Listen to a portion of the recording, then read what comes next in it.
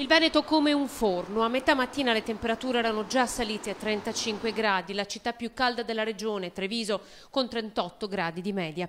Un caldo anomalo che non si verificava in Veneto almeno da 30 anni. Temperature tra i 36 e i 37 gradi, valori che si aggravano nella percezione dell'organismo umano con un tasso di umidità intorno al 40%. Anche i livelli di ozono hanno raggiunto vette preoccupanti. Il PM10 alla centralina del Parco Bissuola di Mestre ha superato i 200 mg al metro cubo, dove il limite indicato dall'Unione Europea si ferma a 50. In Laguna il livello di ozono ha raggiunto ieri i 202 microgrammi al metro cubo. Il sistema sanitario veneto però sta reggendo bene. Il governatore Luca Zaia, in una nota congiunta con l'assessore alla sanità Luca Coletto, hanno dato i dati dell'emergenza. Da sabato scorso di media 800 persone ogni giorno hanno chiamato il 118 per patologie non traumatiche connesse a situazioni di forte disagio legato al caldo. Un aumento del 10% della media giornaliera rispetto al 2014.